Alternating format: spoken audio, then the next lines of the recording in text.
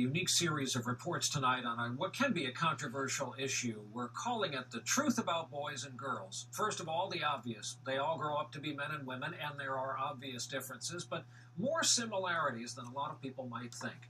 Research these days is zeroing in on the brain and a connection between memory and emotion. We kick off our series here tonight with our chief science correspondent, Robert Bazell. Scientists don't know if the difference starts at birth or gets picked up later in life. But when it comes to memory, there is a huge difference between females and males. I was wondering if we had pictures of that. Dick and Madeline Newman have been married 43 years. Listen to how they recall their wedding day. For Dick, it is a bit matter of fact. I picked her up and went through the ceremony and a reception, and then we took off. But Madeline's memory of the big day is more detailed and emotionally rich. We had to get married really early in the morning. Our car was full of balloons. At the reception, my veil caught on fire from the candles when we were cutting the cake. I know we were standing on a bench in order to get that picture. It's not just one more thing about men that annoys women. If we were to make it into a Mars-Venus story, it would go with that story. And right there you have the clear difference between how men's and women's brains respond. A very striking difference in the amygdala. It is, in fact, the biggest difference that science finds between how men's and women's brains operate. We think this is the most powerful result because it's been replicated across independent investigators and multiple groups of participants.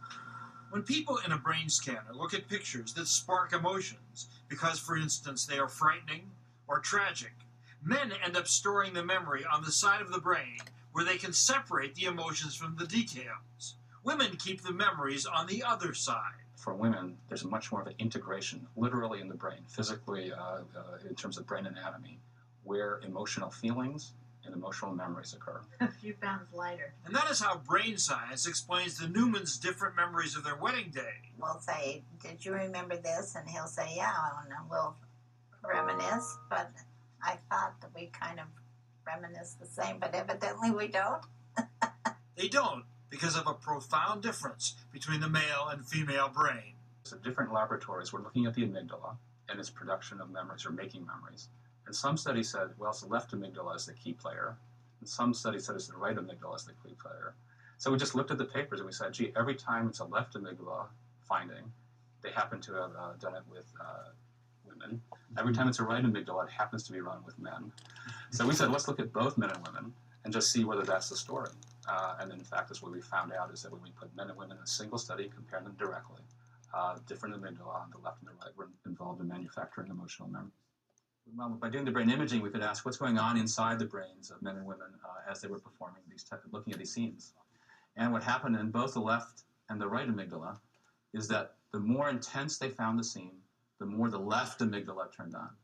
And that was true for men and women. So they both perceive it the same at the moment of and when they're rating it. And now we test their memory 3 weeks later. We're still looking in their brains at when they're looking at it, but we're asking what's happening in the brain as they have an emotional experience that makes it memorable or renders it soon to be forgotten. For women, for emotionally intensive experiences, the more they activated their left amygdala, the more certain they would remember that information. And for men, it's the opposite side. And here you have a clear difference between men and women. A clear difference between the average activation in men and women for the formation of long-term emotional memories. But it's different for men and women.